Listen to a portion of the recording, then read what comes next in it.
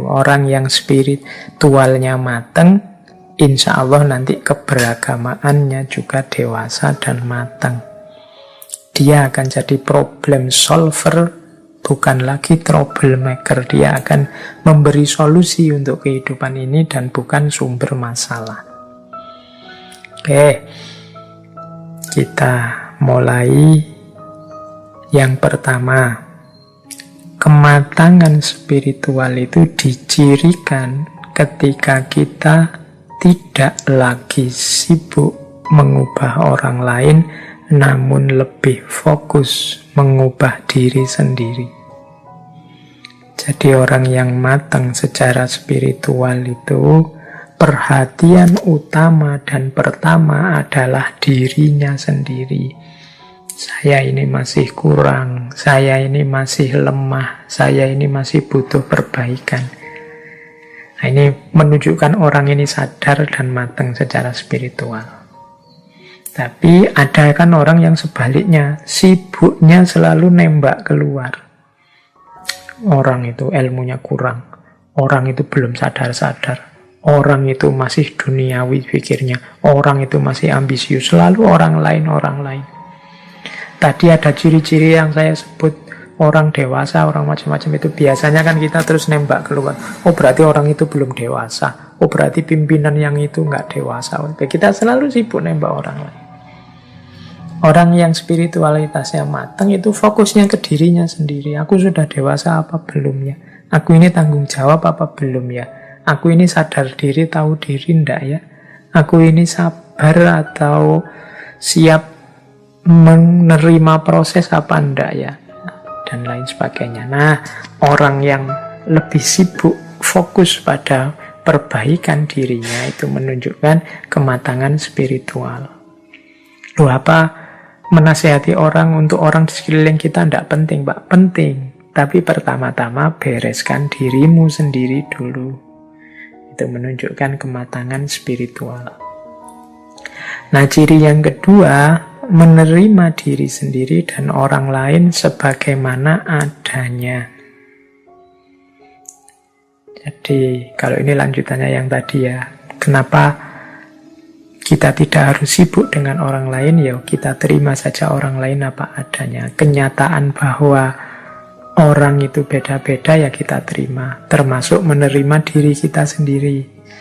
Banyak orang yang sukanya memarahi dirinya sendiri, yang kecewa terhadap hidupnya sendiri, sehingga dia selalu mempressure, menekan dirinya. Itu kalau tidak hati-hati nanti dari stres bisa jadi depresi, nanti jadi sakit jiwa.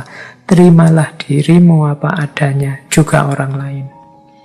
Bahwa kamu kurang ya, bahwa kamu ada kelemahan ya, tapi itu tidak dijadikan alasan untuk membenci dirimu, apalagi mengusir dirimu dari dirimu sendiri. Terimalah dirimu. Dan juga orang lain.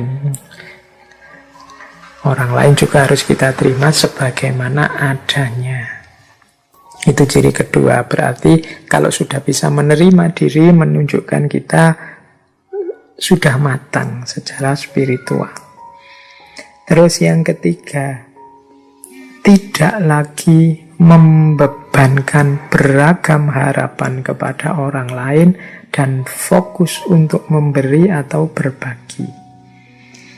Orang yang matang secara spiritual itu tidak banyak membebankan harapan. Membebankan harapan itu, aku ingin engkau begitu, aku butuh ustadz yang begini loh, aku ingin dosen itu menurutku yang baik itu begini loh, aku ingin punya teman itu yang ideal itu begini loh. Jadi kamu membebankan harapan-harapan ideal-idealmu pada orang lain.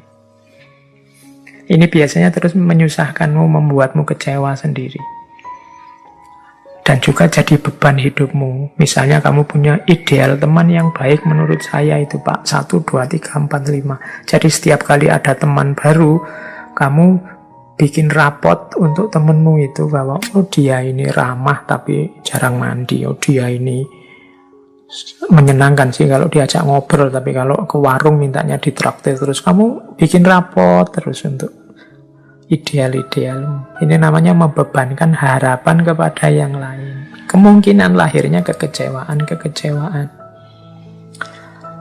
Ya pasangan ideal menurut saya ini Pak. Oh itu alamat nanti kalau kamu punya pasangan, kamu akan bikin rapot tentang pasanganmu. Sudah cocok apa enggak sama standar yang kamu buat. Nah, selain menyusahkan juga hanya akan jadi bebanmu. Semakin berat nanti hidupmu. Fokuslah pada memberi, berbagi. Coba kamu teliti dirimu, kamu cek kira-kira aku bisa berbagi apa pada orang lain, pada lingkungan sekelilingku, mampuku memberi apa. Pak, kalau saya harta tidak punya Pak, saya punyanya tenaga, ya sudah, sumbangkan tenagamu untuk kebaikan orang lain.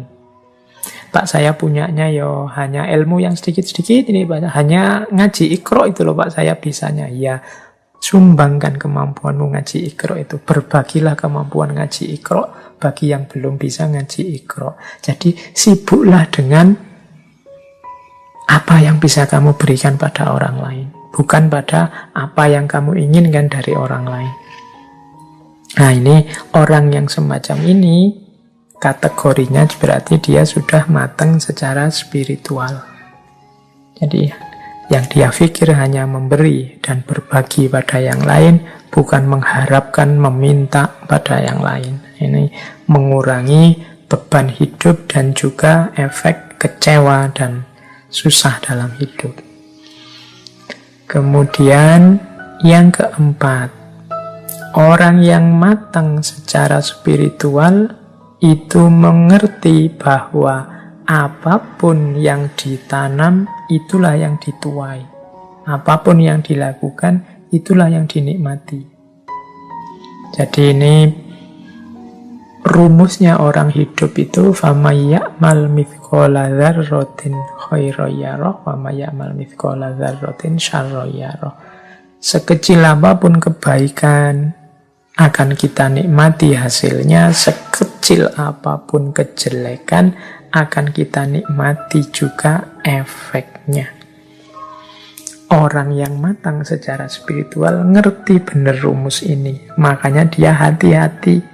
Jangan sampai melakukan kesalahan sekecil apapun, eman-eman nanti dengan panennya. Jadi itu ciri kematangan yang keempat. Jadikan ini rumus hidup. Apapun yang dilakukan akan dinikmati hasilnya.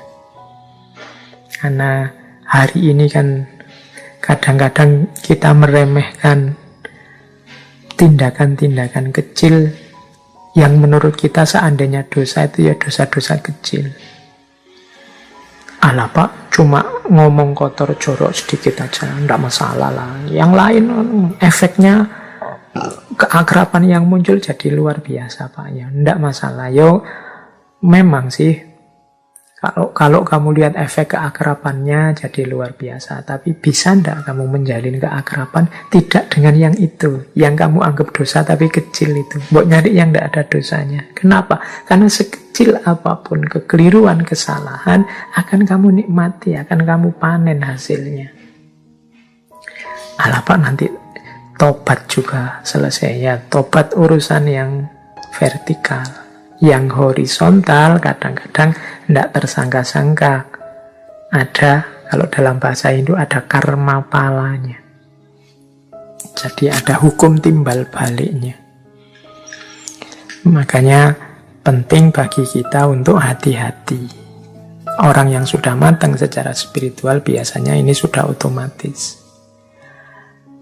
Yang kelima, orang yang matang spiritual itu tidak sibuk memamerkan kepada dunia betapa diri ini benar atau baik. Nah, ini mungkin agak berat ya kalau kita hari ini. Hari ini kita dunia pencitraan, dunia medsos, Twitter, Instagram, Facebook, itu kan dunia pamer. Jadi hari ini kita tidak cukup jadi orang baik, tapi juga ingin dikenal sebagai orang baik, bahkan ingin viral sebagai orang baik. Itu sebenarnya secara tidak sadar kita membebani diri dengan 3 hal sekaligus yang berat.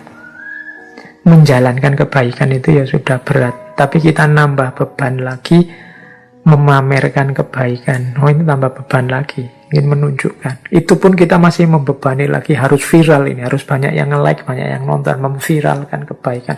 Kamu capek-capek, tolong di-share ya, tolong ditunjukkan ke sana ya, tolong. Wis, harusnya bebannya cuma 1, melakukan kebaikan saja, kamu nambah jadi 3. Ya sudah.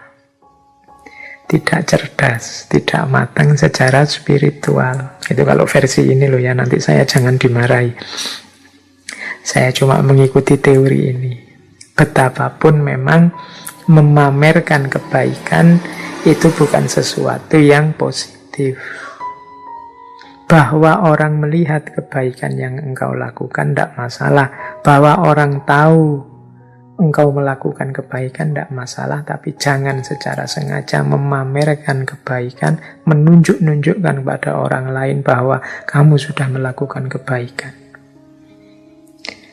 Tapi saya niatnya, Pak, agar orang lain niru saya. Yo, alhamdulillah kamu kalau bisa niat seperti itu, tapi biasanya menato niat itu rumitnya luar biasa. Tidak sadar terselip-selip di situ kamu. Mungkin diam-diam ingin orang lain tahu bahwa kamu itu baik. Kadang-kadang, ya ndak cuma lewat medsos, kadang lewat omongan kan juga begitu. Ndak ada apa-apa, ngomong biasa-biasa, tiba-tiba kamu nambahi, oh waktu saya di Singapura dulu, waktu saya ketemu Menteri anu dulu, oh waktu kamu mamer-mamer jasamu, mamer-mamer kehebatanmu. Oke, ini nanti nyambung dengan ciri selanjutnya, yaitu tidak sibuk mengejar persetujuan dan pujian orang lain. Ini ciri orang yang spiritualitasnya matang. Kita ini sering lebih direpotkan oleh kira-kira orang setuju enggak ya yang saya omongkan, kira-kira orang nanti saya dipuji enggak ya kalau melakukan ini, kira-kira orang cocok enggak ya dengan yang saya lakukan ini. Jadi cocok tidak cocoknya orang, pujian atau celaannya orang, ini sebenarnya menunjukkan kita tidak terlalu yakin dengan kebenaran atau kebaikan yang akan kita jalankan. Harusnya kalau kita sudah mantap, sudah yakin bahwa ini benar, ini baik, sudah saya yakin dasarnya ini kuat, pasti benar, pasti baik, itu kita tidak akan repot lagi mengejar, mencari, menunggu pujian atau persetujuan orang lain. Terserahlah, monggo kalau ada orang setuju atau tidak setuju, orang mau mencela juga tidak apa-apa, tapi saya yakin ini adalah benar dan baik. Nah, ini menunjukkan orang sudah matang secara spiritual. Kalau masih sibuk menunggu komentar orang lain, kemungkinan kita tidak terlalu yakin dengan kebaikan kita. Atau kalau tidak, saya yakin kok Pak, tapi kok masih nunggu? Nah, itu tadi mungkin ada unsur pamernya. Berarti kamu hanya ingin pamer saja. Oke, ya, pamer juga bukan sesuatu yang positif.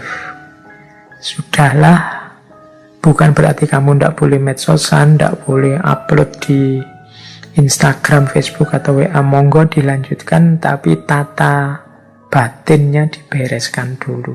Semoga engkau tidak sibuk memamerkan kebaikanmu dan juga tidak sibuk mengejar persetujuan dan pujian orang lain. Karena ini nanti kontraproduktif dengan kematangan spiritual yang sedang kita bangun. Biasanya kalau orang mengejar pujian, kemudian yang datang itu celaan, itu moodmu langsung turun drastis, mengacaukan ritme ketenanganmu, bahkan nanti mungkin menghalangi jalan spiritualmu. Terus, tidak lagi membandingkan diri dengan yang lain, atau sebaliknya, membandingkan yang lain dengan diri sendiri. Banding-bandingan ini biasanya ciri orang yang tidak percaya diri, tidak yakin dengan kebenarannya, atau kalau membandingkan orang lain dengan diri sendiri, itu biasanya ciri orang yang sombong dan merasa benarnya sendiri. Begitu aku merasa benar, kan terus aku ingin orang lain seperti aku. Biasanya terus terjadilah membandingkan orang dengan dirinya. Mbok dia itu kayak aku ini loh. Mbok dia itu niru aku ini loh. Nah, itu membanding-bandingkan namanya. Atau dibalik, membandingkan diri dengan orang lain. Aku ini sudah cocok nggak ya dengan itu, dengan idolaku itu? Sudah sesuai nggak sih dengan yang selama ini aku puja-puja? Sudah nyambung nggak sih dengan artis yang selama ini aku idolakan dan seterusnya? Ini menunjukkan tidak percaya diri. Jadi membandingkan diri dengan orang lain menunjukkan tidak percaya diri. Membandingkan orang lain dengan dirinya biasanya menunjukkan rasa benar sendiri, kesombongan, keangkuhan. Ini juga jangan dilakukan. Orang yang sudah tidak sibuk lagi dengan perbandingan-perbandingan menunjukkan dia sudah matang secara spiritual.